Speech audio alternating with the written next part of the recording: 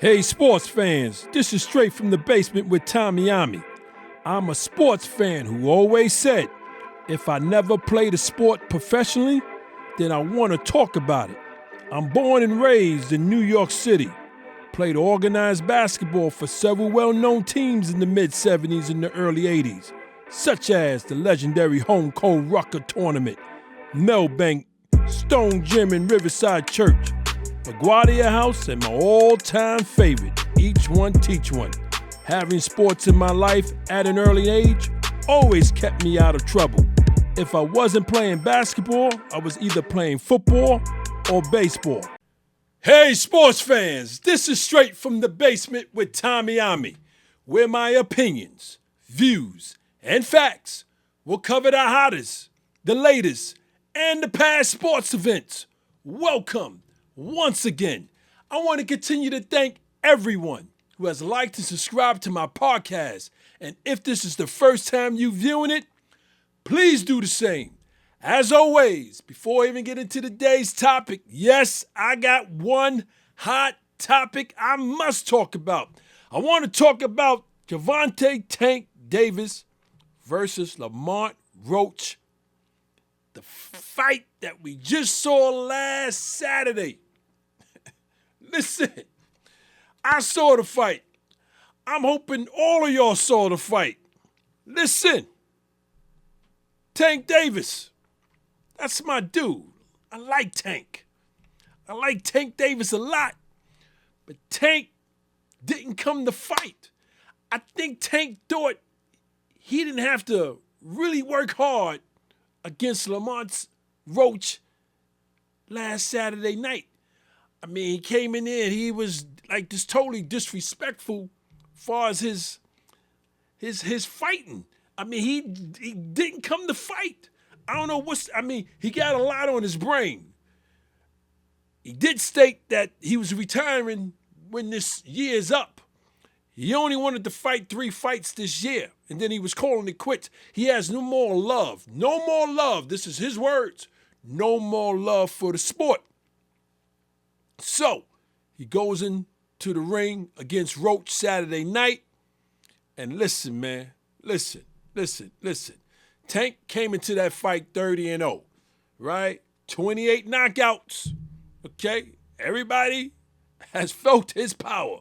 Lamont Roach came into that fight with 27 fights, 25 wins, and 10 by knockout, right? 1 loss, 1 draw. Okay. A lot of people, if you have not watched Lamont Roach fights in the past, before this fight, homeboy can fight. You know what I'm saying? He's not no real household name like Tank Davis. But Roach, listen, these two fought each other in amateur. So they've been knowing each other for years. Okay? So for Tank to come into that championship fight, not with his head, you know what I'm saying? And you can see it. You seen it. If you saw the fight, I mean, if you saw every round and you ain't miss a second or a minute of the fight, you could see that Tank thought once he started putting it on, because everybody know Tank starts slow, right? He liked to analyze. He liked to study his opponent. The first 4 rounds. 5th round is when it's on. Is when his opponent is going to feel the power. Well, he did the same thing. 5th round, it's on. But one thing Tank realized, I didn't give him my best. And he didn't flinch. Roach was on his A game. From the time the first ring went off until the last bell went dead, he was on his A game. I'm talking about Lamont Roach, y'all. If you didn't see the fight, he was on his A game, right? As you can see, I'm amped because, I went to sleep saying, damn, Tank, this is supposed to be a championship fight, man. And you really did not come to fight. You really thought you was going to just take this dude out. Everybody know the decision. And there are a lot of people who are pissed off with the decision. right? The judges called it a draw. I agree. My opinion. I agree that it was a draw. Yes, Tank is the champion. Yes, Lamont is trying to become the champion. Lamont didn't do enough for me to take away Tank's belt. He didn't do enough. Yes, he caught him. He caught him several times.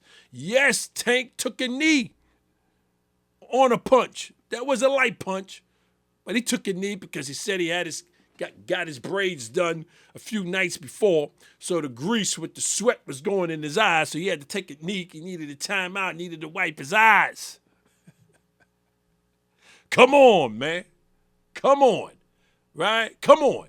And so, some people say Tank won. Many says Lamont Roach won that fight. I'm sticking with the judges.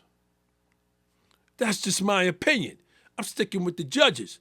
Now, the boxing committee right now, they looking at should they overturn the judge's decision because of the knee that Tank took that should have been considered a knockdown.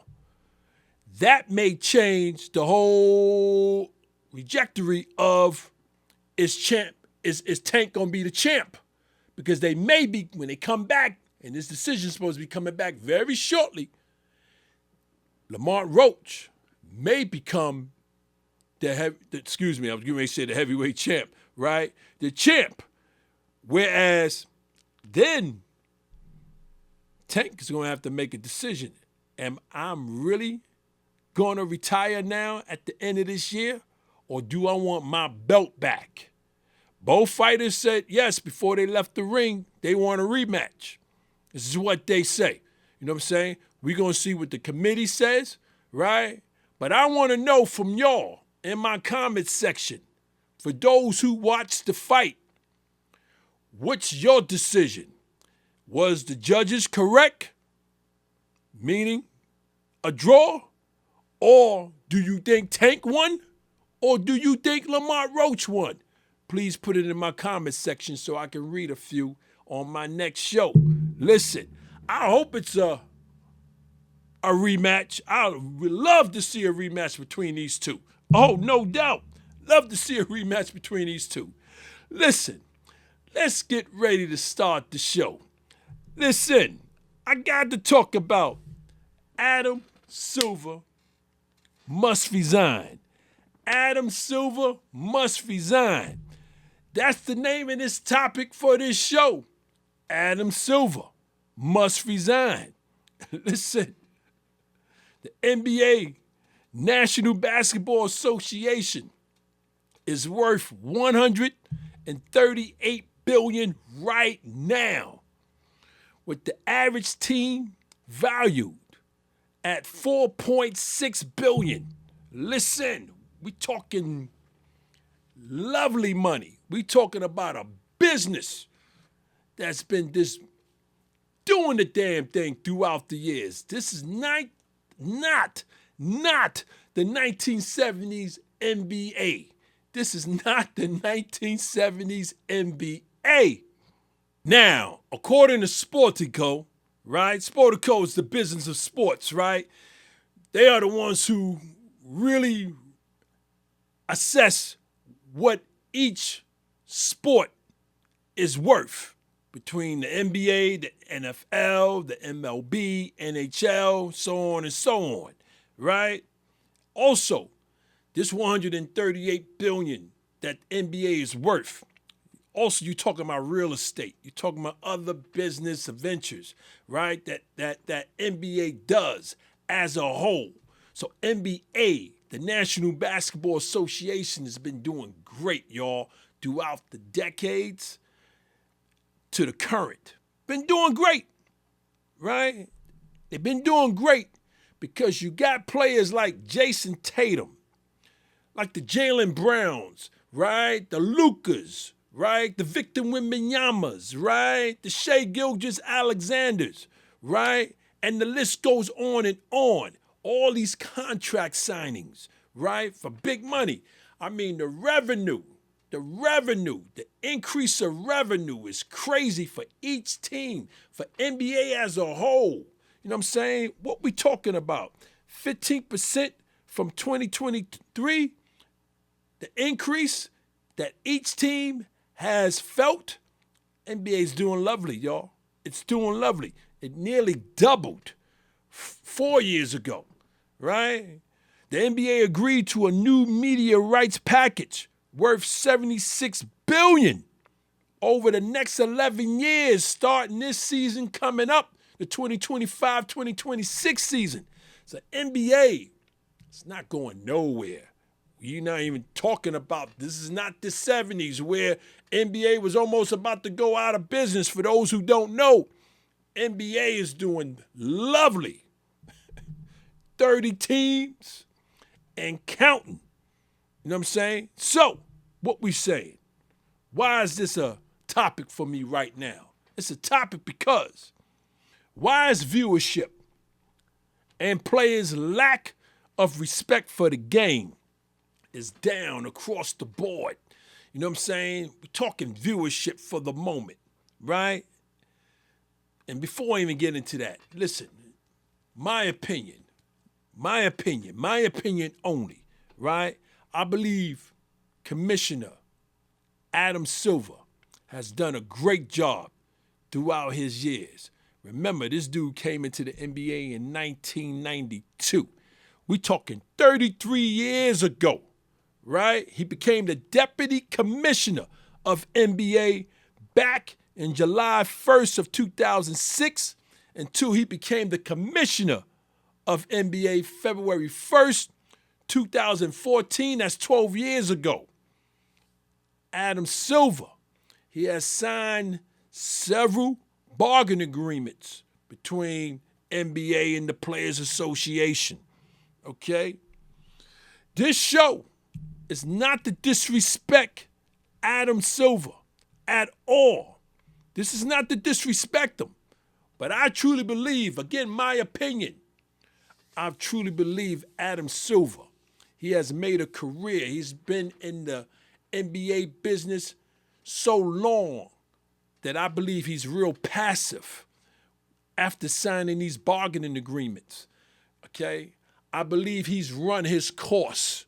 I believe NBA needs new leadership, a new commissioner. You know what I'm saying? I believe that. I truly believe that. I'm going to get into why in a second, because you got viewership that's down crazy. Viewership has been declining since 2012. The NBA Finals ratings have been declining since 2015, 10 years. You're talking about the NBA Finals, y'all. We're talking about the NBA Finals, which is the jewel of NBA. This is what everybody waits for. This is what we all as fans talk about from the time NBA begins regular season in October all the way to June. We talking about who's going to meet up, who's going to meet up from the East and West, and who's going to win. This is what we talking about. And you talking about for the last 10 years, the NBA Finals viewership has been declining. People ain't interested. Come on. What we saying here?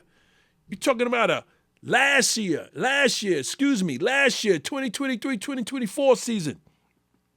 The season average, 1.6 million viewers per game, which is like crazy low compared to years in the past. So people are not watching NBA games, regular season games. People are not turning it on. I mean, it's not a night that an NBA game is not on, especially if you got the league pass. People are not watching. And so I mean, it's to the point where I believe Adam Silver needs to resign and allow another commissioner to come in there with the same abilities, with the same vision, but a commissioner who's going to stick and stay when he signs that bargaining agreement and hold the Players Association and the players accountable. The way David Stern used to be, may he rest in peace. You know what I'm saying? I believe Adam Silver, 33 years, he's made a career, and he's passive now. And so I believe new leadership is needed. A new commissioner is needed. Listen, again, this show is not about disrespecting the NBA commissioner, Adam Silver, at all. This is not why I came up with this. You know what I'm saying? But when I'm starting to hear current active players complain, indicating that the game is boring, the game is this, or maybe we should just cancel the All-Star game since y'all think it's just so miserable. When I'm not naming the NBA players, you guys know who I'm talking about. You know what I'm saying? When I start hearing that, I'm like, yo, for real? It's like that now? You know what I'm saying? Listen, on my last show, I explained a lot about the current status of the NBA. So no need for me to get into that. If you didn't see my last show, please check it out. Please check it out. Listen, and listen well. There's 2 key points that I'm going to throw out. And I mentioned it a little bit in my last show. And I'm not going to get into it too much in this show. But it's 2 key points about why NBA viewership has been declining like crazy. And we're talking about the playing style. You know what I'm saying? I want to talk about the playing style just for a moment. Many NBA fans, and I'm talking about many, do not like all this 3-point shooting. I mean, the 3-point shot is ridiculous to the point it's just turning people off. I mean, you got a lot of NBA lovers who can't stand watching the way the NBA players are shooting them NBA threes. Those NBA 3-pointer shots is ridiculous. I'm watching the game about a month ago because I knew it was a problem with me. And then when I looked it up the next day, that game between those 2 teams, I can't remember the 2 teams, both teams combined took over 200 3-point shots that the night before. I was like, damn. I mean, I knew it was crazy as I was watching it. You know what I'm saying? It wasn't my Lakers, so I knew, you know, we don't shoot threes like that. But I'm saying, you got teams out there who's shooting threes galore. You got players in the NBA that have no business shooting 1 3-point shot. You know what I'm saying? But they shooting them. And the coaches are allowing it. You know what I'm saying? They pushing it. They've been pushing it. NBA's been pushing the 3-point shot for the last 10, 15 years. It's ridiculous. It's turning a lot of people off. That's why one reason why the viewership has dropped. Because you shooting all these threes, the players are not showing their skills. You know what I'm saying? To get to the basket. They not showing their skills. They just settling outside. They just launching them shits like crazy. Another key point, the physicality. The physicality of the game has changed to the point where you can't even breathe on a player before the whistle is blown. In my last show, I explained why, who fault it is. Not to get into it now, but in my last show, I explained in detail who fault that is. So, you got the 3-point shot, too much, too many for a lot of NBA lovers, and you got the lack of physicality. That's just disgusting. A lot of players, a lot of fans, myself included. You know what I'm saying? But I'm not at that point where I don't watch an NBA game if it's on. Okay? So I'm not at that point. Okay? But things got to change, y'all. Things got to change. And we're talking about player rest policy.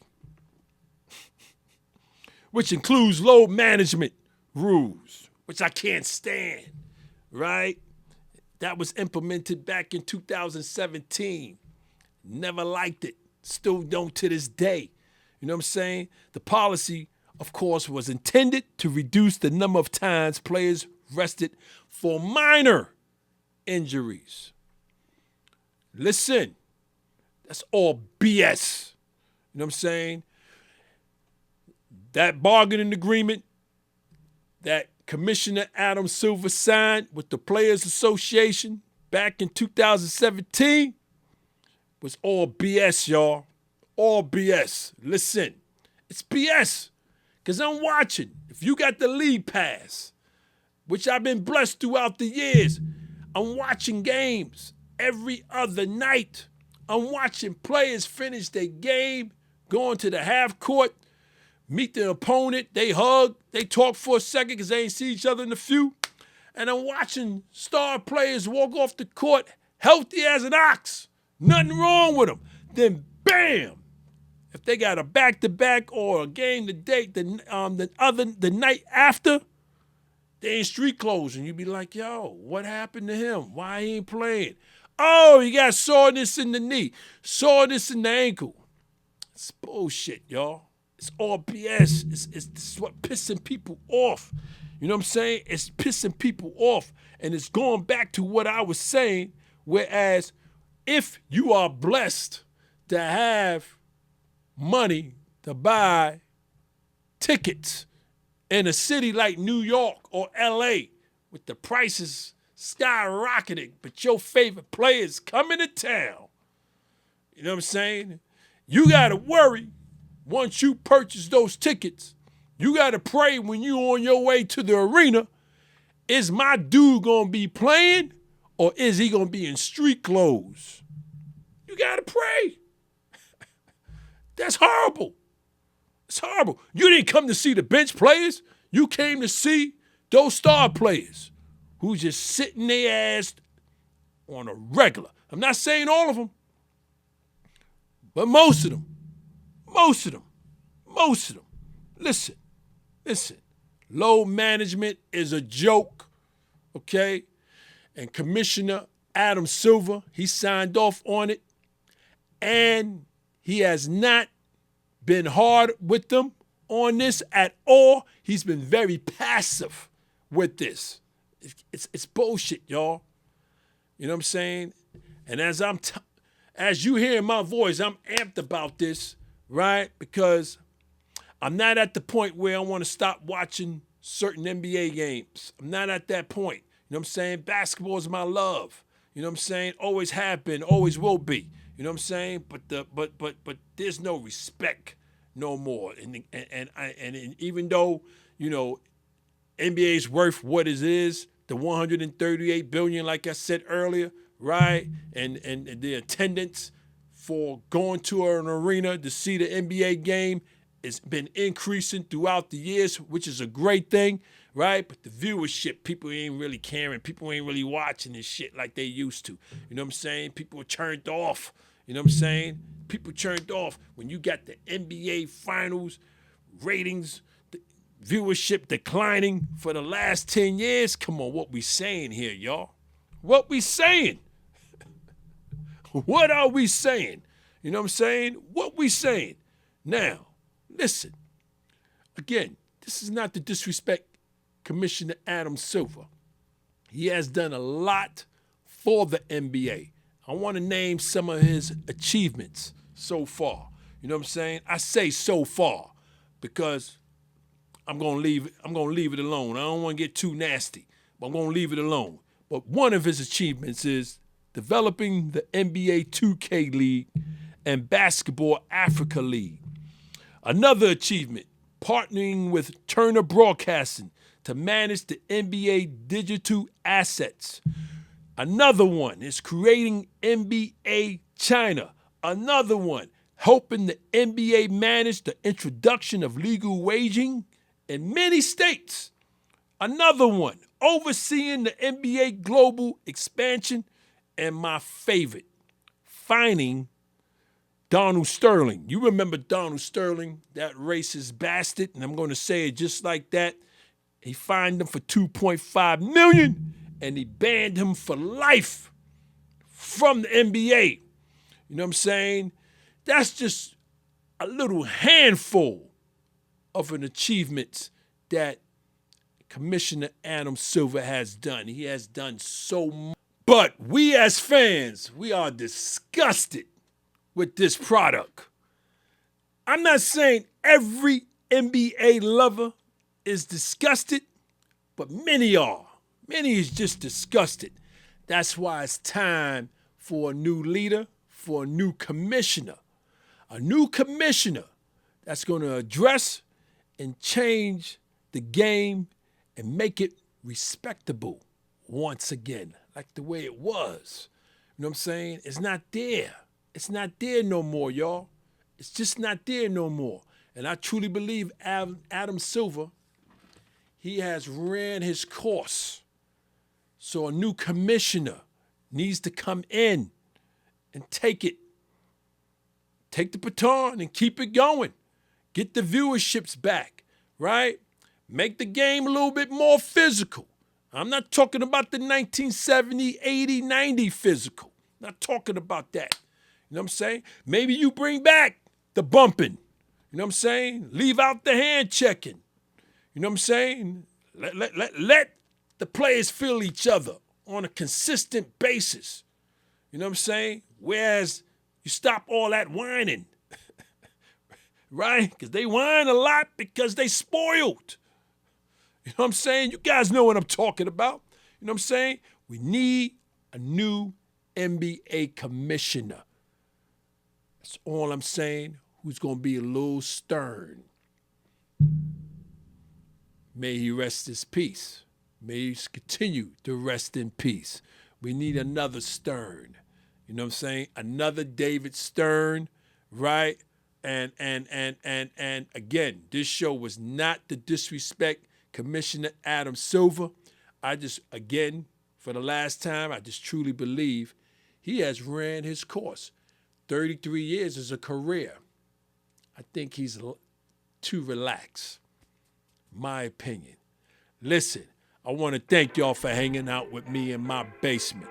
To all my viewers and to all my listeners, please continue to check me out on my YouTube and subscribe. Check me out on my streaming platform, Spotify for now, Spotify. Also, I'm live every Tuesday and Thursday, TikTok live that is, 8 p.m. Eastern time, at least I try to be, to give you guys these smoking, entertaining, hot topics. Oh, we go for an hour and better. Listen, every Tuesday and Thursday, at least I try to be. I'm live, 8 p.m. Eastern time, y'all. Please, please, please remember to check out the Even Flow Coffee Company, created to combine the interests of coffee lovers, fashion, and music. For more information on the make a purchase, visit evenflowcoffee.com. As I always say, sports is what keeps this world from going insane, either in a pandemic or no pandemic. Until next time, take care.